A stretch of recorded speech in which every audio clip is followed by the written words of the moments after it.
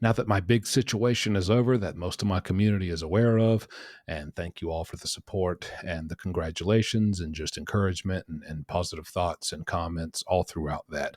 So glad to still be here and making content for all of you. While I work on brand new content, I wanted to share with you some recent prison stories that I've shared from my 10-year experience that have gone the most viral within the last week. I believe pretty much all of these have at least 1 million or more views over on TikTok. And since most of you don't really watch TikTok who are following my YouTube, I'm going to share those with you today. Hope you enjoy, and I'll see you soon with more content. How you get your prison nickname in prison. When you go to prison, the very first day, your nickname is going to get decided and it's going to stick with you every single day you're in there. Me personally, I got the absolute worst prison nickname you could ever imagine. It was my first day in there and I woke up in my cell and I walked out and I kind of had bedhead, so my hair was sticking up back here, and I was walking across the cell block and somebody yelled out, "Hey, Cowlick! Come here, Cowlick!" And I was like, don't know who they're talking to. Can't be me. My name's not Cowlick. And then somebody else said, "Hey, Cowlick, that guy's calling you." And I kind of realized what was going on. And I said, "Oh, no, no, no, no, no, no. I'm here for 10 years. I'll be damned if I'm called Cowlick for a whole decade." I knew I had to change it quick, because once a nickname catches on, that's already 2 people in here who've called me Cowlick. You got to nip it in the bud right there or you're doomed. So I went up to the guy and I didn't know what nickname I wanted. I thought of something, I don't know, maybe it'd be something kind of cool. Tom Shanks, Shanky Doodle, Shank Hill, whatever. But at the time, all I could think of is my last name starts with a W. So I went with a Dub, as in W, D-U-B. And I went up to the guy and said, "Hey, man, what's up? My name's not Cowlick, by the way. It's Dub." And he said, "Oh, okay, my bad. What's up, Dub?" And so for the next 9.5 years, everybody called me Dub. Or so I thought. One day, I got a kite, a little note written in prison, slid under my door while we were on lockdown. And I picked it up and it was addressed to Doug, D-O-U-G.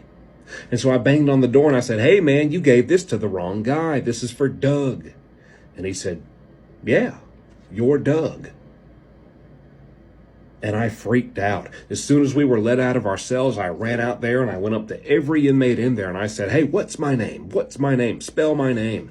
And every single person said, "It's Doug, D-O-U-G, Doug." This whole time I thought I was Dub, at least something a little cool. Come to find out, my entire legacy that I left behind after 10 years in prison, I'll forever be known as just Doug.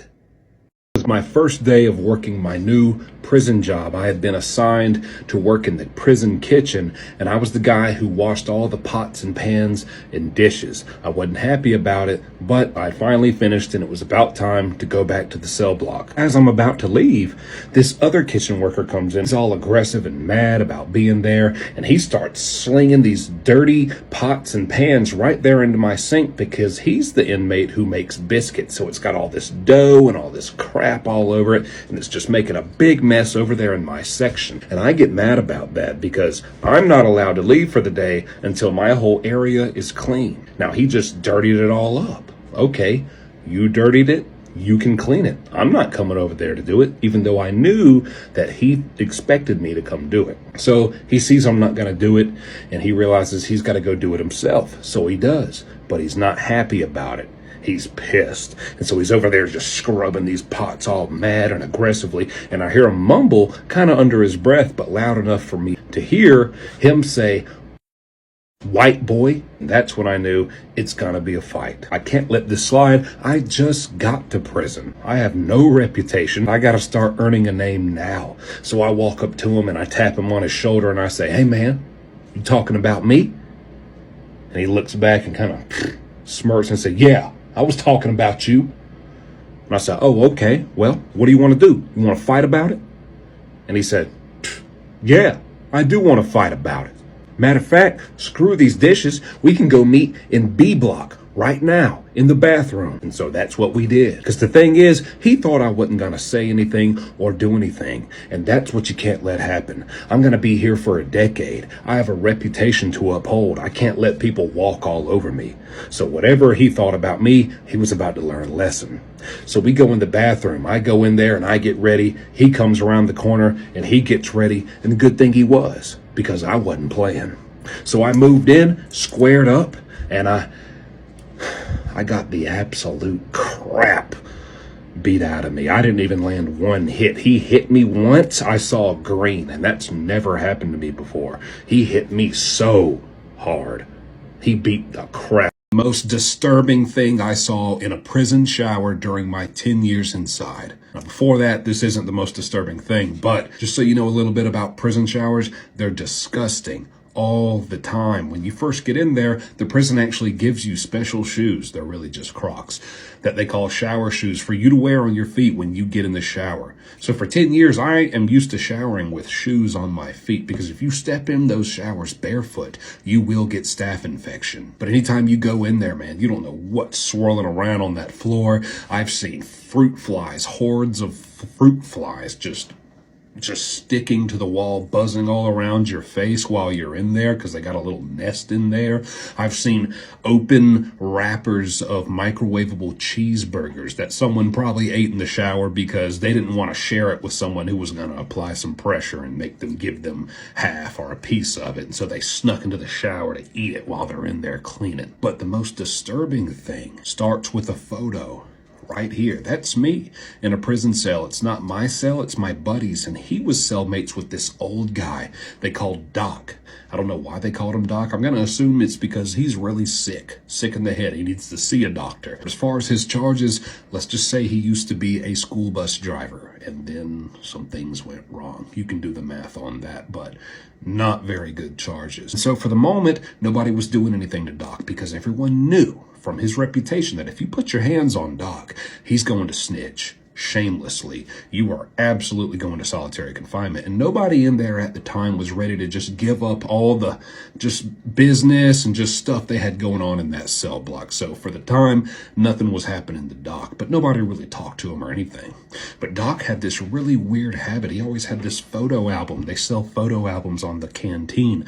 It's supposed to be so when your loved ones send you photos of your family, your dogs, your kids, whatever, you have a photo album to put them in and you can open it up when you get lonely and look at them. So he had a photo album from the canteen. He was allowed to have it, but he carried it with him everywhere, especially the shower. And nobody really thought too much of it. What do you think's in there? I don't know, because it can't be nothing bad because the staff screens your mail anytime you get mail in, especially if there's pictures involved to make sure there's nothing inappropriate in there. So one time I got in the shower and he had left his photo album in there, propped up in the corner. I didn't know it was his at first, but I found out later he was the one who had gotten out of the shower. And it wasn't hard to put it all together once I picked it up and found what was inside. Doc had been taking these cutouts from magazines. See, people often get subscriptions to magazine like People Magazine, OK Magazine, things with like celebrities and just stuff like that. He would cut out people like, I swear, like Kendall Jenner, Gigi Hadid, like, this was back in like 2015. So he'd cut out whoever, all these like trending celebrity girls and stuff in these magazines, and he would cut them out and glue them to these blank pages of his photo album. But he would also find little boys' faces and cut those out and glue them over where their head, the girls, were supposed to be. And he literally constructed these photos in this album, these scenes that he wanted it to be. I remember one vividly, the one I opened up to, he had cut out, it was like an ad for like a doctor. I don't know what it was, but it just looked like one of those pages that's an advertisement for something in a magazine. And it was a doctor, a full-grown doctor, and then it was a young boy with his head, a young boy's head on someone else's body. And he had cut out the slogan of this advertisement. That's why I think maybe it was for some crackers or some chips or something, because he had cut out and it says, always a healthy snack. And there's only two other things on this blank page. So it was very disturbing. I brought it to his cellmate, who was affiliated with an organization, and showed him what he had in this photo album. Hey, you wonder why Doc's carrying this around all the time? This is what's inside. It's not just good old wholesome family photos, buddy. Yeah, this is what it is. Long story short, a lot of guys had some prison wine that night, and things happened. But that's a story for another time. This is for the women who have a man locked up in prison. As someone who did 10 years, I'm going to tell you the number one thing every inmate goes on and on about after his girl comes to visit him. The one thing he tells all the fellas about. No, it's not going to be about what you wore or your outfit or the curves he got to see because of what you were wearing, because most prisons have a strict dress code when it comes to girls coming to see guys. You're not allowed to wear pretty much anything revealing. You can't be revealing any of this. It's got to cover all that. You can't wear leggings. You can't wear tights. You can't wear skinny jeans, jeans that are just a little too tight. Anything that is form-fitting. You can't wear short skirts. You can't wear short shorts. Basically, you can't wear anything that'll get the inmates all riled up.